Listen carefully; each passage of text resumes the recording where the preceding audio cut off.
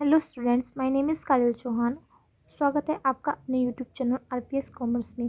तो आज की जो हम अपनी वीडियो लेके आए हैं 12th क्लास की आपके लेखांकन का जो आपका सब्जेक्ट है उसी के फर्स्ट चैप्टर से होने वाले हैं, जिसमें है अलाभकारी संस्थाओं के लिए लेखांकन। तो इसकी थ्योरी को हम सबसे पहले कवर कराएंगे। तो इसमें आपको बता दें कि आपका फर्स्ट चैप्टर जो होने वाला है वो इम्पोर्टेंट तो है ही, इसके साथ साथ आपको इसके न्यूमेरिकल भी आते हैं। तो इसमें जो आज हम पढ़ेंगे वो इसकी थ्योरी से पढ़ेंगे। तो जल्दी से वीडियो को स्टार्ट कर लेते हैं। आप चैनल पर नए हैं तो जल्दी से चैनल को सब्सक्राइब कर ले, जिससे कि हमारी और आने वाली वीडियो आपको जल्दी से मिल सकेगी। तो स्टार्ट कर लेते हैं अपनी वीडियो को, जिसमें है कि अलाभकारी संस्थाओं से आश्चर्य। तो देखो, चैप्टर का नाम ही यहाँ पे अलाभकारी संस्थाएं हैं। तो सबसे पहले आपको पता होना चाहिए कि अलाभकारी संस्थाएं क्या होता है। देखो, नाम से स्पष्ट है कि अलाभकारी यानी कि लाभ से परे।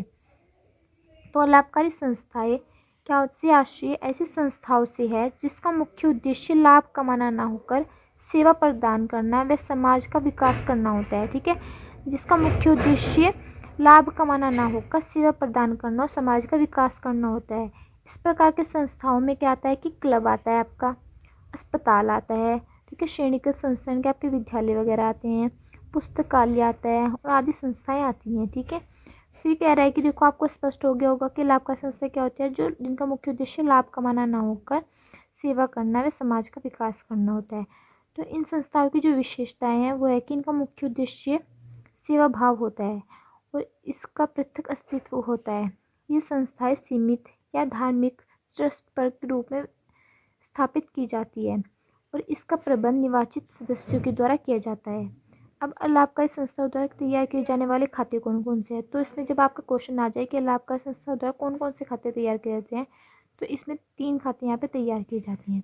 सबसे पहला होता है कि प्राप्ति भुगतान खाता, जिसे रिसिप्ट एंड पेमेंट अकाउंट भी कहते हैं। फिर होता है आय व्यय खाता और एक होता है आर्थिक चिट्ठा यानी कि बैलेंस शीट। तो इन तीनों के बारे में पहले थोड़ा थोड़ा यहाँ पे बता देते हैं, फिर आगे क्वेश्चन में इनको पूरे अच्छी तरह से हम कवर करेंगे। तो प्राप्ति भुगतान खाता होता है, इसे आगम शोधन खाता भी कहते हैं। ठीक है, इनके आपके पेपर में आगम शोधन खाता लिखा है या प्राप्ति भुगतान खाता लिखा है, दोनों का मतलब एक ही होता है। तो आगम शोधन खाता इनके रिसिप्ट एंड पेमेंट अकाउंट वास्तविक खाता होता है। इस खाते में डेबिट पक्ष में समस्त नगद प्राप्तियां तथा क्रेडिट पक्ष में भुगतान लिखे जाते हैं। ठीक है, डेबिट पक्ष में समस्त जितनी भी आपको प्राप्तियां होंगी वो लिखी जाएंगी और क्रेडिट पक्ष में जितने भी आप भुगतान करेंगे तो उसमें सभी भुगतान लिखे जाते हैं। अब कह रहा है कि अलाभकारी संस्थाएं अपने दिन प्रतिदिन के लेन देन पहले रोकड़ बही में दर्ज करती है, यानी कि जितने भी उसके दिन प्रतिदिन में लेन देन होते हैं पहले क्या करती है, उसे रोकड़ बही में दर्ज करती है तथा रोकड़ बही की सहायता से प्राप्ति एवं भुगतान खाते तैयार किए जाते हैं। ठीक है, पहले उनको उसमें लिखती हैं, फिर उसकी सहायता से प्राप्ति भुगतान खाते तैयार किए जाते हैं। अंत रोकड़ बही का संक्षिप्त रूप है। अंत यह रोकड़ बही का संक्षिप्त रूप है।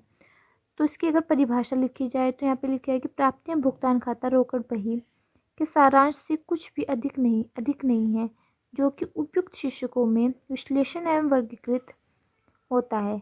अंत यह खाते का एक ऐसा प्रारूप है जिसका प्रयोग अधिकांश संपत्तियों, क्लबों, संघों और कोषाध्यक्षों द्वारा वर्ष के कार्य संचालन के परिणामों को प्रस्तुत करने से हुए व्यय का होता है। तो देखो, यहाँ पे इसका एक आपको क्या दिया हुआ है, एक प्रोफार्मा आपको दिया हुआ है कि रिसिप्ट्स एंड पेमेंट अकाउंट का जो आपको यहाँ पे दिया हुआ है कि देखो यहाँ पे ये होता है कि आपकी जो भी आपकी प्राप्तियाँ होती है वो, और यहाँ पे होता है आपका भुगतान, जितने भी आपने भुगतान किया है।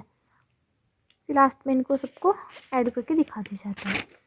तो यहाँ पे आ रहा है, थोड़ा सा आय व्यय खाते के बारे में पढ़ लेते हैं। तो आय व्यय खाता अलाभकारी संस्थाओं द्वारा बनाया जाता है। यह एक अवास्तविक या नाम मात्र खाता होता है। वो था हमारा वास्तविक और ये होता है अवास्तविक। इस खातों में डेबिट पक्ष में समस्त खर्चे व क्रेडिट पक्ष में समस्त आय, ठीक है, डेबिट में सभी खर्चे और क्रेडिट में सभी आय दिखाई जाती है। इस खाते को बनाने का उद्देश्य वर्ष का लाभ हानि ज्ञात करना होता है। ठीक है, लाभ हानि गैर व्यापारिक संस्थाएं लाभ हानि नहीं दिखा सकती, इसलिए ये संस्थाएं लाभ की जगह आधिक्य यानी कि सरप्लस अर्थात आय का व्यय यानी कि आधिक्य व हानि की जगह अर्थात व्यय का आय पर आधिक्य दिखाती है। तो ये इसका परफॉर्मा दिया इनकम एंड एक्सपेंडिचर अकाउंट का, किसमें सारी यहाँ पे होंगी जितनी भी आपको प्राप्तियाँ होंगी और यहाँ पे सारे भुगतान होंगी एक तरफ। ठीक है, एक तरफ प्राप्तियाँ और एक तरफ सभी भुगतान। तो यहाँ पे आ रहा है कि आर्थिक चिट्ठा यानी कि बैलेंस शीट जो आपकी थी, तो इसी के बारे में थोड़ा सा पढ़ लेते हैं कि लाभ अर्जित करने वाली व्यवसायिक संस्थाओं की तरह अलाभकारी संस्थाएं भी अपने वित्तीय वर्ष की स्थिति ज्ञात करने के लिए लेखांकन वर्ष के अंत में आय एवं व्यय खाता बनाने के उपरांत एक निश्चित तिथि को संस्था का आर्थिक चिट्ठा यानी कि बैलेंस शीट तैयार करती है।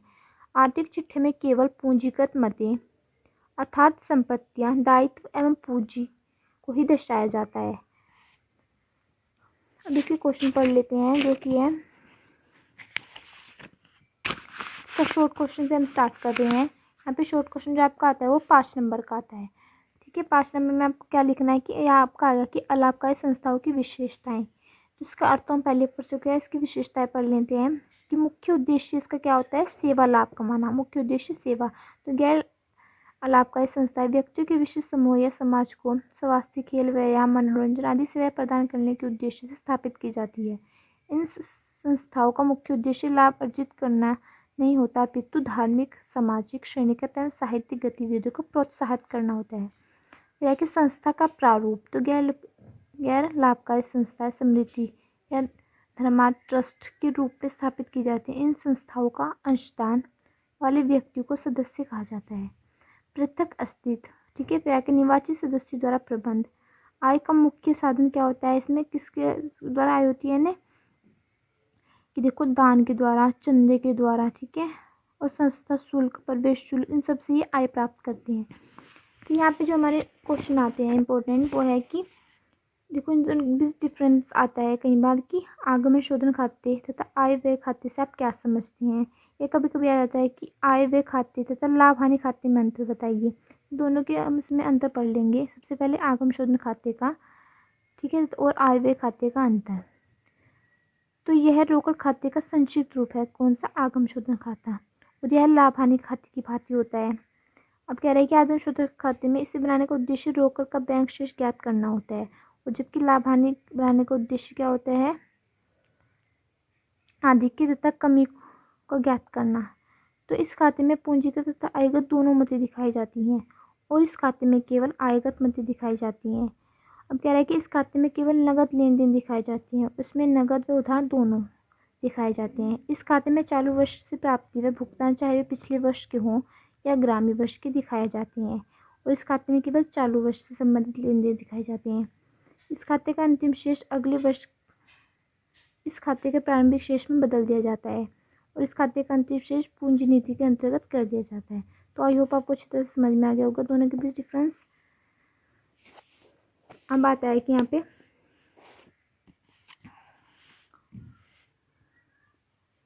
ये रहा कि क्वेश्चन जो लॉन्ग क्वेश्चन में है कि प्राप्ति एवं भुगतान खाता किसे कहते हैं। प्राप्ति एवं भुगतान खाते की आय व खाता बनाने की विधि का वर्णन कीजिए।